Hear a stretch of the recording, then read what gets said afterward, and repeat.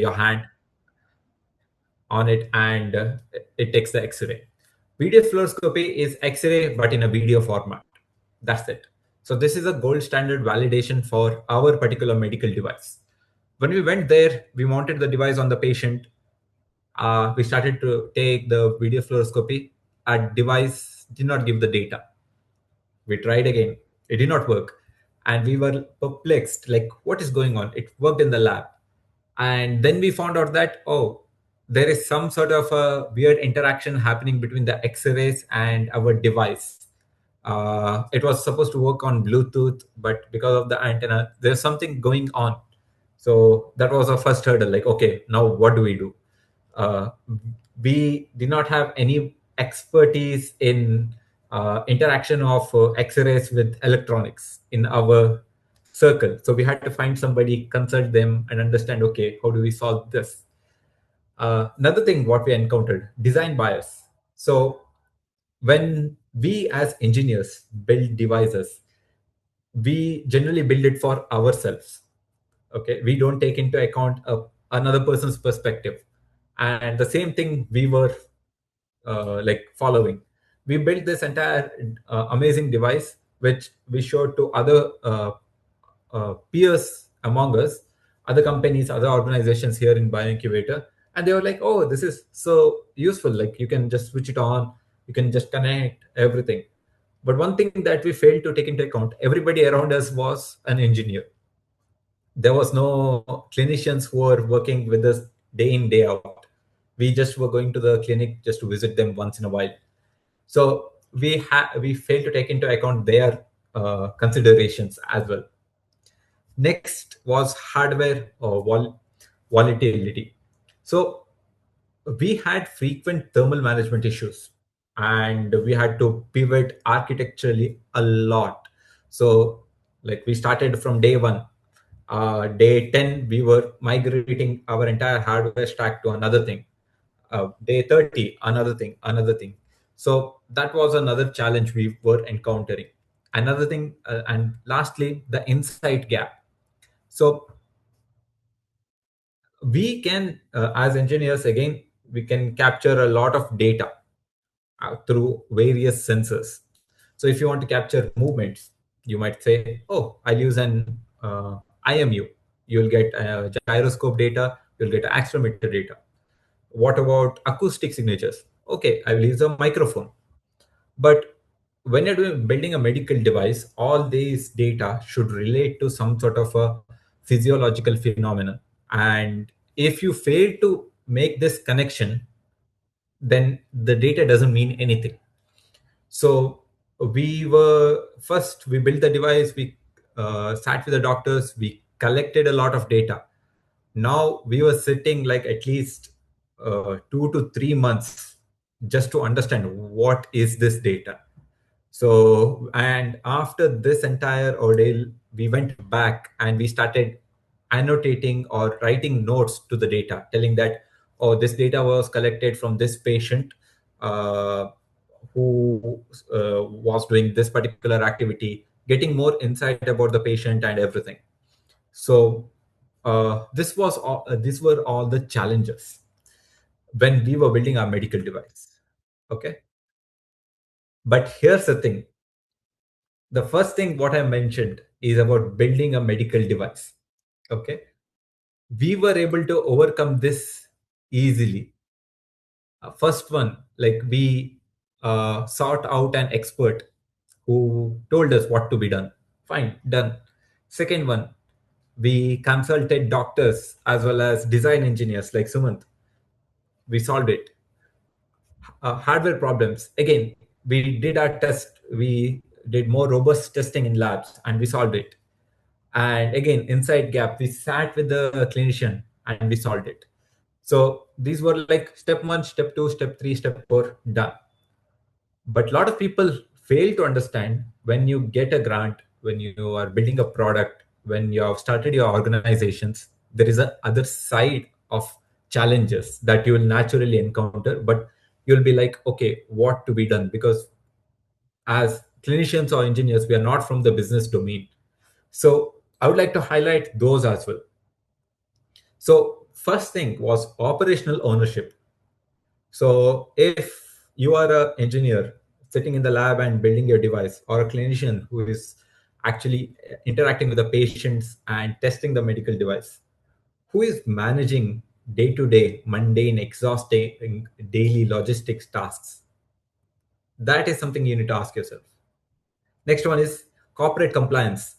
So again, even if you stop like, okay, I will this month I will just sit and test the device, and you're a team of 3 who will sit and do the company compliances. That's something like, if you have a person, okay. If you don't, it's up to you. Another thing, commercial viability. So you have built a medical device. Now, who is going to sell it? What is your distribution pipeline? How much are you going to sell it for? Through where you're going to sell it? So these things should be done completely before even you start going to clinical validation. Because over here, sales pipelines is all about talking to people, interacting with them, and setting everything up before even you go for validation. It takes a long time to set up connections, set up distribution, and set up interest for your particular medical device. Next thing, talent acquisition. This is one of the hardest thing, because if you're building a device, 1 or 2 people, okay, they can only do so much. After a point, you need a team. So how will you attract talented people? How will you train them? How will you retain them? How will you manage the entire cross disciplinary talent from clinical, hardware, and any other thing? So on a budget, that's another thing, on a budget. And speaking of budget, financial contingency. So what is your plan B, C, D? If your plan A is getting funding from a grant or a VC funding, what is your B, C, D when it doesn't come? You have people on the payroll, how are you going to pay them? So these were the challenges we came across couple of months in, when we started building the medical devices. Building medical devices, challenges enough. Running an organization, challenging enough. So, for to give you context, we were doing this. We were a team of 4, situated in Manipal, right out of college. We did not have a lot of experience in building medical devices then, and we went, I would like to say, trial by fire. And we did every all of this. We solved all our challenges with the device, and we went for clinical trial, and it worked wonderfully, and we secured the patent for it. As well as organization challenges, we successfully, like, we are running our organization for like almost 5 years now, with ongoing funding and everything. So, and we are good to go. So this is lessons from my end to you guys. So whatever you're building, let it be user centric. So if you are building it for a clinician, first go and sit with the clinician, talk to them, understand what do they do in their day-to-day activities. And if you are building for the patient, go and talk to them. Do not sit in the lab, conceptualize this imaginary product and build something. No. The tech stack might look amazing, but ultimately, if people are not using it or they are put off by it, it doesn't matter. Next thing, documentation. This is a key aspect. I know like a lot of people hate doing any sort of sitting and documenting, sitting and writing reports and everything, but this is an biggest thing. I would like to put importance on documentation of the product than actually like sitting and building something. Because if any hurdles you're coming through, facing, or you're onboarding another engineer or another clinician, you can just point to them like, okay, read this document that I have written about whatever I have built, and you can come and help me. So you need not sit and explain to them your entire story from day one. They can just go through it, come and start their role. So, and also this helps a lot in the next point, that is regulatory. Regulatory is all about keeping everything tip top. So Do you have all the necessary documentation about your medical device? Yes, done. Have you followed everything, process listed? Yes, done. Do you have SOPs for each and every thing? Yes, done. So if it's all about checklist, it is not this some big shadowy organization which come and like, okay, you have not done this, you have not done this, you have not done this. No, it's regulatory approvals are all about maintaining proper documentation, submitting it, whom to submit, how to submit, everything. So if you have a person who likes to sit and do these things, yeah, you are good to go. And next is cross-disciplinary teams. I would like to encourage all the clinicians in the webinar today. If you have an engineer friend, just call them out for tea, sit with them, talk to them. And engineers, if you have clinician friends, just invite them out on tea, coffee, sit and talk to them. The reason being because you need to understand each other from the get go. If you start building a medical device and you are not able to understand what the other person is trying to say to you, it becomes difficult for both the parties. I'll give you an example. uh, I did not have any medical background, and while building a medical device I got to know like a lot of things about what's going on with this disorder called as dysphagia. So for me to understand this particular disorder, I sat with a clinician for around 5 hours. Okay, and I told him like, dude, how you want food, you want coffee, you want tea, whatever you want, you order. Okay, I'm sitting here to listen to you to tell me what is this. And he told me from the beginning, it's gonna be a lot. So if you have any questions, be candid about it. I'm like, fine. And he started explaining me step by step process, and I started asking questions. Even if it is a dumb question, please get it out there so that the clinician will get your perspective and you will get clinician's perspective. Without that bond, without that connection that you have, it's difficult for you to both be together and build a medical device. So these are the lessons I would like you guys to take away from this particular talk. User-centric design, documentation, regulatory strategy, and cross-disciplinary teams. So I would like to open the floor up for questions. If you have anything in particular you would like to focus on, anything particular you would like to ask, let me know.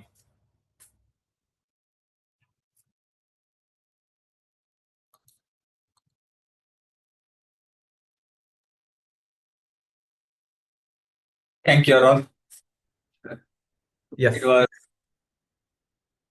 It was nice for me also to revisit your journey. Yes.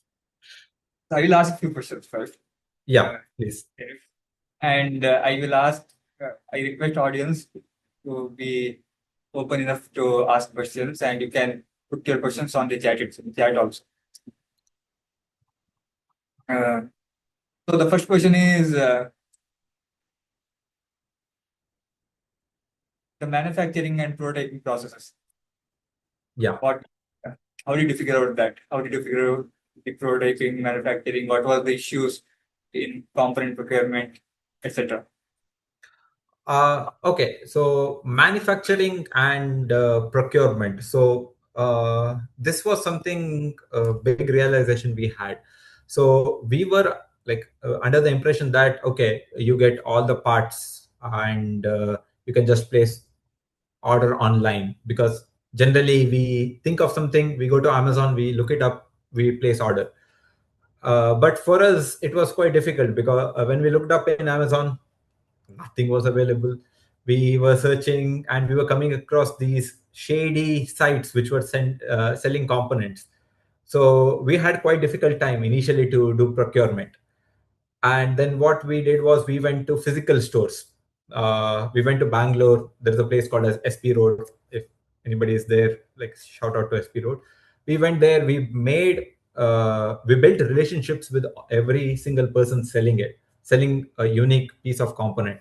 So there were specialized stores only for like PCB design, PCB manufacturing. They were components providers only for modules, etc. So we built a relationship with them, and when we needed something, we directly called them like, hey, do you have this? Do you have this? And from there, the procurement journey became easier. And manufacturing this entire thing we built from scratch. So you see the device here, right? This the entire 3D design for this was done by Sumanth. This entire thing was fabricated in our office here on resin 3D printer. The electronics component for it, the PCB design was done by me, and we procured all the components through our various sellers from Bangalore and from online websites. And also we had to import a couple of them, and it was another rabbit hole altogether to get import export clearance and pay custom duties and all those things. So it was a quite big realization.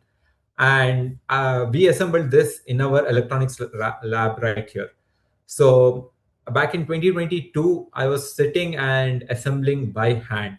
So each and everything we assembled by hand, and we were making at least like 5 units a day for 3 days or something like that. So to give out to people for testing and everything. So this we call this prototype V3.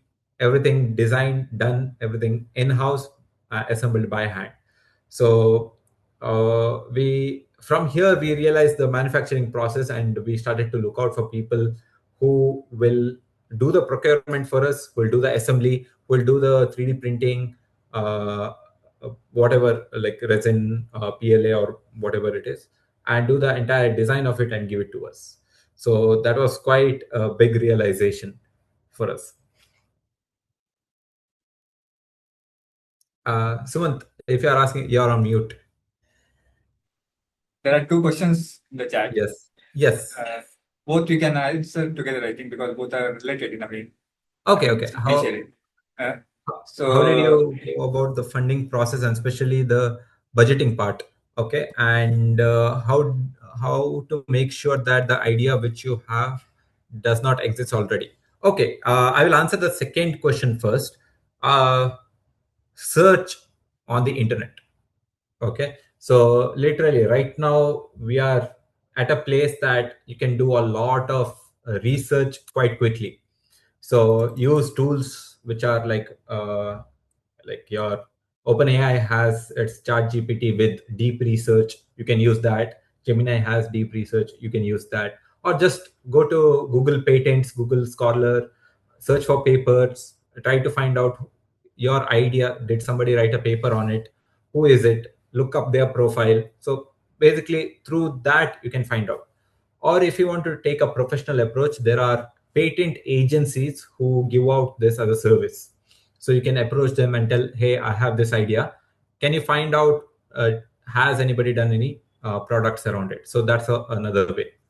And the first question from Jefferson, how did you go about funding process and especially the budgeting part? Okay, this was quite a difficult thing in the beginning, because I believe all the funding grant agencies ask you to make the project funding beginning itself, set milestones, and then they will release the funding. So one thing that I found out helps a lot is you need to have budget heads. For example, if you have, take it as department levels. So if like you have a design department, you have electronics department, you have clinicians department, a clinical department. So each department has to do a particular task. How many hours they will spend on these tasks? Okay, and put amount to that each hour, and from there you can come up with a budget. So everything, if you are doing any sort of budgeting, you have to break it down to hourly or weekly or monthly basis. Each person who is giving their time, how long they are giving, and how does it impact in the overall medical product development. So if you start with that mindset, your budgeting needs becomes so much easier, and you can do it quickly. I would like to say. And next question by Rajesh: how to know which regulatory compliance applies to your product? Okay, that's a wonderful question. Just you can just look it up. So, for example, our medical device is Class A medical device. How do we say that it is Class A? There are quite few distinctions. It's a non-invasive device, so it doesn't really go inside anywhere. It touches your skin. Okay. Another thing, what it does. So, does it collect heart rate or anything like that? So, if it is, then it becomes Class B. If it doesn't, then Class A. So your smartwatches and everything, if it is a medical device, it will be categorized as Class A. So how do you look it up? Again, you can do a quick internet search. So just describe whatever you're building, okay, as a close by product. For example, if you're building some a glucose test meter, so just search up glucose test screening devices and understand which category they come under. So if your device is similar to that, then easily you can find out. Where to find manufacturers? Can you be more specific? What type of manufacturers are we talking about here? From we have electronics, we have casing, we have like multiple different types. So if you can be more specific, medical instruments.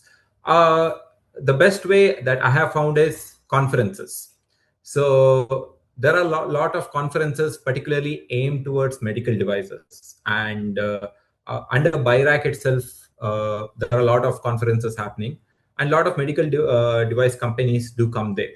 So you can meet like people who make medical devices, who sell medical devices, everything.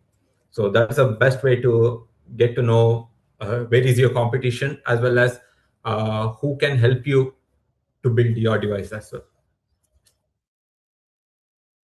Yes. There is one conference I would like to say. I think it is called GBI. Just let me.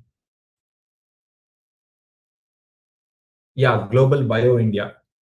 So I can look it up, and it's showcasing like biosciences, bioeconomy, biotech, everything. Yes.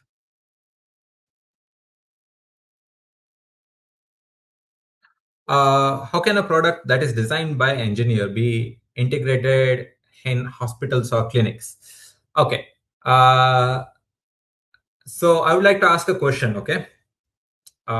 You have designed a product catering towards hospitals and clinics, but how many hours have you spent in a hospital or a clinic to design that product?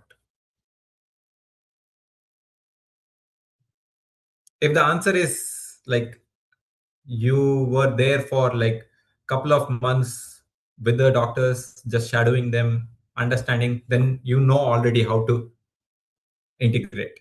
But if you have not started the journey from there, right, that is the first thing you should do. You can take your product and go to the clinic uh, and just talk to them.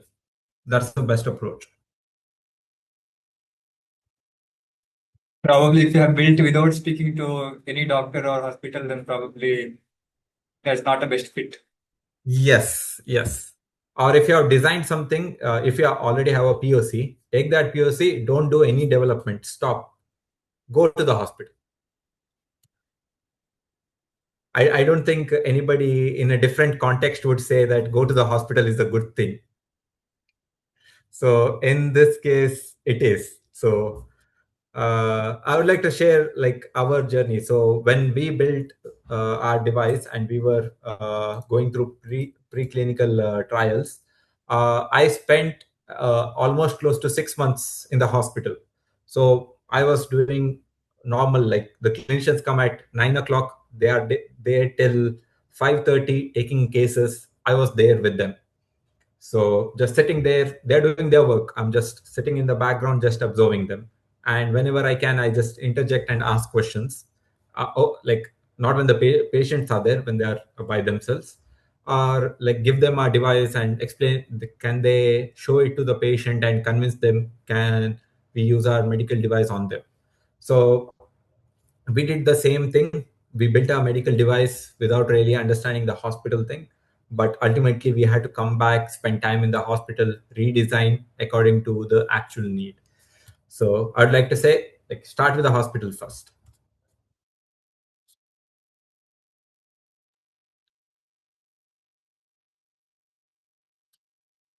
Yeah, the second one is, how did you manage the research aspect? Can you break down the research process a little more? Of course, you Okay. interacted with the doctor. He handled the doctors give you the medical perspective, that data. You start Based on that, you started working on the engineering aspect. If you can break it down a bit more, both the doctors and the engineers in the webinar can Okay. relate. Yes. So the first thing that we did was, we started looking up as engineers research papers. We were reading at least 4 to 5 research papers from multiple different authors a day for continuously for a month. So you can account for the amount of things we were consuming, and it was quite overwhelming for us as engineers. Okay, we did this primarily because we wanted to understand the medical side of things, and where on the other hand, the clinicians part, we noticed that they were not bothered by it. So they were not reading up um, research papers to understand engineering side, because for them, like, there was no point. Like, ultimately they will get the data, they will have to relate to some sort of a physiological thing, done. So, and we questioned ourselves, why are we spending this much amount of time understanding a medical process when we are not clinicians? So that's when, like, the cross disciplinary teams. So we are like, okay, now we'll stop sitting and reading. We'll go and talk to them. Okay. So this is I'll come back to the point of telling having a coffee with a clinician or an engineer. So over there, I started asking questions, particularly like, hey, like, what do you think about this design? And they started giving me an answer. And they started asking me a question. So this is how we started to understand, like, okay, what exactly should we do to reach their perspective? So I know that a lot of research on your particular product, on your particular idea has been done. You have done it and everything. But when you're building a product, particularly, like, don't just stick to the knowledge given by research papers. Try also to talking to people who have written them. That way, you can actually gain a lot more knowledge and understanding on how do you take it forward and build things.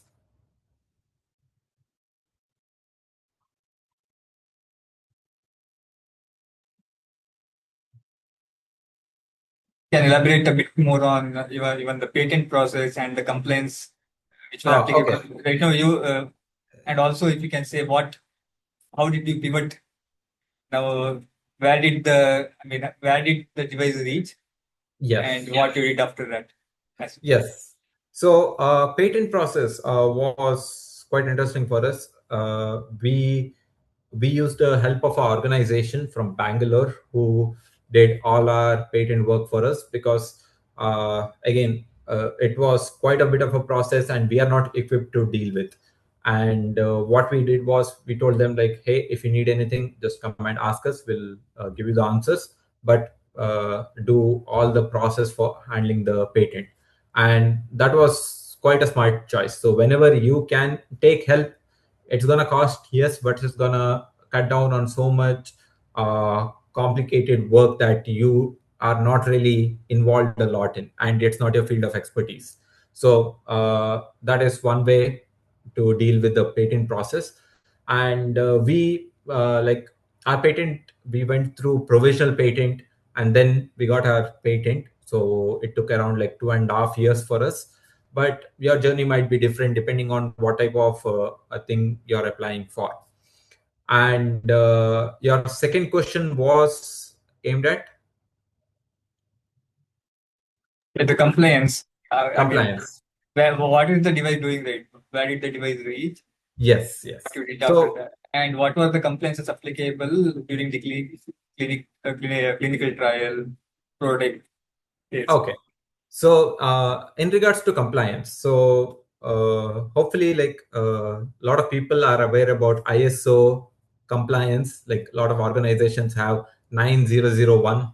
So that is a standard organization compliance. For medical devices, we have something similar called ISO 13485. So it is called a quality management system. So that is your bread and butter for entire medical device compliances. But of course, there are other nuanced compliances for your devices. For example, if you're building a software as a medical device, you have ISO 62304. You can read about it. You can just type it on Google, you'll get the entire thing. Then, if you're building a device which is catered towards ECG, you have ISO 60601 4, I believe. So, simple thing, if you're building a medical device and it has electronic components to it, just talk to a person who has already built a device. So they will tell you like, okay, what was the process they went through, and ask them, hey, my idea is this, what compliances do you think will be applicable to us? That is one way. Another way, there are organizations. For example, we have our bioincubator here, and there are people here who are expertise in that. So you can come and talk to these organizations and understand, okay, what type of compliances do you fall under? So for us, how we learned was our incubator conducted a program called internal auditor training, and from there, experts from like notifying bodies, like the organizations which come and we evaluate, audit your organization for regulatory compliance. They told us like, okay, for your device, these are the compliance you need to follow. These are the compliance you need to follow, and that's where we got to know about it and educated ourselves. So best bet, just come to like a place like this and talk to people. And right now, what we are doing, what is our medical device doing? So uh, once we finished our preclinical trials, we are preparing for clinical trials and bigger this thing. And during that time, of course, we ran into a problem of financial contingency. So we had to switch. And right now, we are offering, along with our continuing our product building, we are also offering services in various domains. So we are using the same technology for our medical device in various industries to give out more nuanced results. So we are right now in industrial domain, we are a manufacturing domain as well as medical domain, and we have worked on different use cases from different industries and different clients to bring up their products. So it is not just medical devices now. So we are working with a lot of people from across the industries. So if you have any requirement, you can let me know. We can see how we can support you and bring up your medical device. I think there is a question in the chat, right? Does marketing part needs to be included when applying for BIRAC, and till what extent? Okay, this particular thing, you will have to talk to your granting agency. So generally speaking, there are certain grants which are for marketing, certain grants they are not. So BIRAC BIG, I believe, doesn't support any sort of marketing. Sibri, on the other hand, supports little bit. BIPP is for marketing and outreach and everything. So just talk to your funding agency and understand like how the budgeting should be. So generally, they will help you out. And if you tell them, if you are candid about your numbers with them, they will definitely help out with like, you can segment in this way. So for us, it was the case. Our funding agency was Venture Center Pune.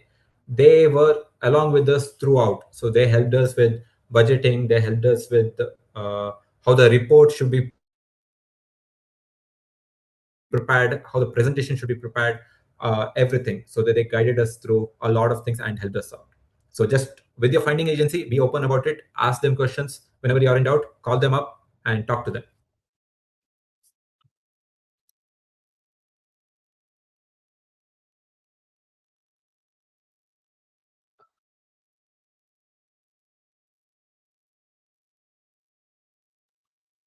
Yeah. Okay. Is it after we receive the grant or while grant application? While grant application. So Venture Center Pune has a support program. Like this is not in promotion of them or anybody, but this is the experience I went through. So we had a similar thing. We are like, okay, how do we spend marketing versus operations, administrative, and everything. So again, it comes down to uh, organization challenges. Day to day organizational things. There are money involved with it. So how do you manage it? So that is one. Corporate compliances. This is something you cannot avoid. So talk to your funding agency. Tell them like, okay, how do we manage it, and they will tell you.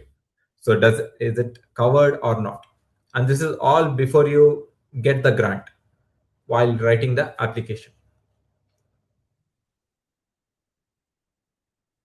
And I would also suggest that it's better done before applying for the grant, because all these grants are very strict on the allocation for those Yeah. particular heads. Once you have Yes. allocated, you can't deviate from it once you receive the grant. No. Here's And the I've seen many struggling with that. Yes, yes.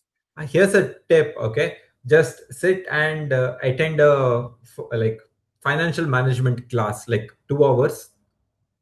Like it won't give you the full perspective about the entire budgeting of it, but at least you'll get some idea about talking in the same language.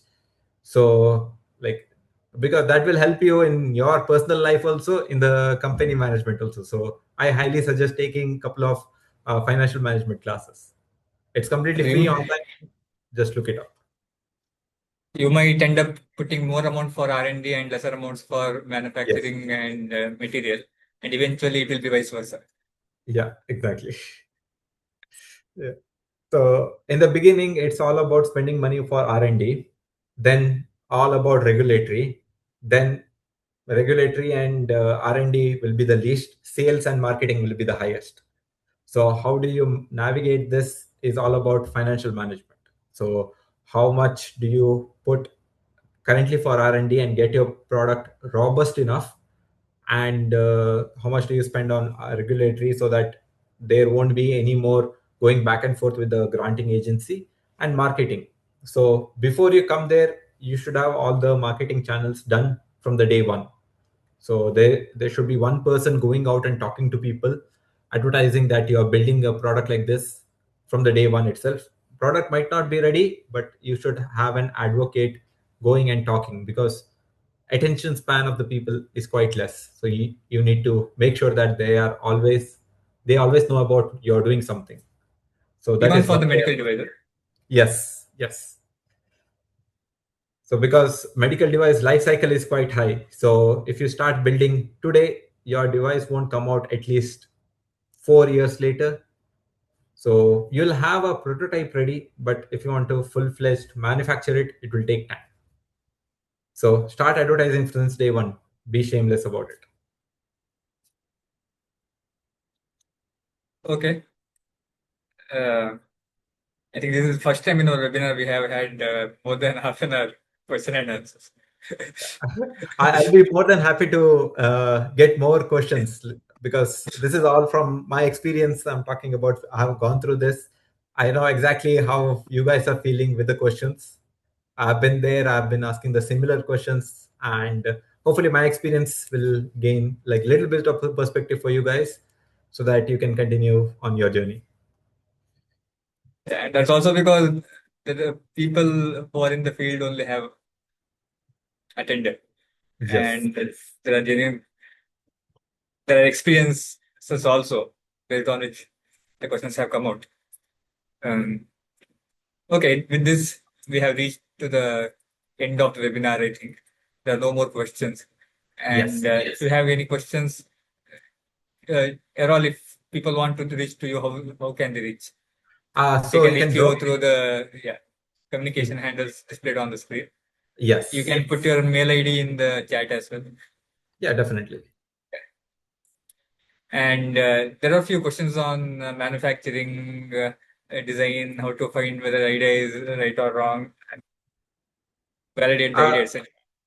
Okay, so that's a quite difficult question for me to answer, particularly because each I as a person who has developed multiple products, right? You cannot really compare two products and say that okay, this one is right, this one is wrong.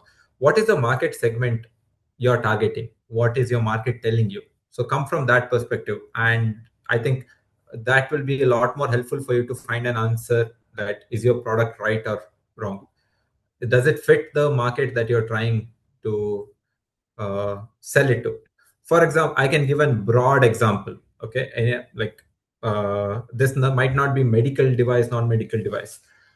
Imagine you're trying to sell ice creams in the coldest region on earth. How will you sell it? Okay, versus you're selling ice creams in like temperate environment, like let's say Mangalore or Udupi, when it is hot. How will you sell it? Both things will require different strategies, different approaches, and everything. One has your target customer fit like right there. So just go them. Do you want some like relief from the heat? Come have our ice creams, or like have in this summer, enjoy your summer with ice cream. Easy. But whereas if you go to the coldest region, like you're already feeling cold, come have an ice cream, feel more colder. That cannot be the approach, right? So when you're coming here, ask yourself this question, like why a person will buy a product and where are they coming from. I think that will be a better thing for you to reach an answer about product market fit and manufacturing, all those things. Do not go for manufacturing in the beginning. First understand who will buy your product. At Stelna Designs, we have been working with many uh, clients in building the products right from concept stage, from evaluating the idea until at least prototype. And we built a tool called product readiness checklist tool, which I have put in the chat. That list gives you an exposure to a list of things which you must be knowing and will let you to answer those. And that exercise will give you certain exposure and will move your mind in a certain direction, find answers for that. And that can give you enough uh, clarity on your idea. And regarding finding the components or uh, searching what's existing or not, we have a tool called Bhuve where there are search tools, template-based design generation tools, which you can use to easily design the few components and also find existing components. And you can connect to us for manufacturing them as well. And our webinar, all the webinars have been supported by our strategic partners, KDEM, which is Karnataka Digital Economy Mission. Have actually Vaishakh, the Mangaluru cluster head, was supposed to be attending this because of professional urgent commitment. He couldn't. There are many incentives for R&D, the reimbursements, subsidies for patent research, the resource uh, utilization like cloud for ESDM based medical devices or startups. There are certain subsidies for taking the internships. There are reimbursements. So there are so many subsidies and grants and schemes from Startup Karnataka, which is facilitated by KDEM as well. And I would suggest you can look into those schemes and facilities as well, and which can fit your needs. With this, we have reached the conclusion of the webinar. I thank Errol again for his very insightful uh, sharing of his journey and all the experiences he has brought. I think it has added value to all the participants who have attended. I thank all the participants for being till the end and being involved in the webinar. Thank you so much. Have a nice day. We will wind up the webinar here. Thank you. Thank you, Sumanth. Thank Thank you. you, Yeah. everyone.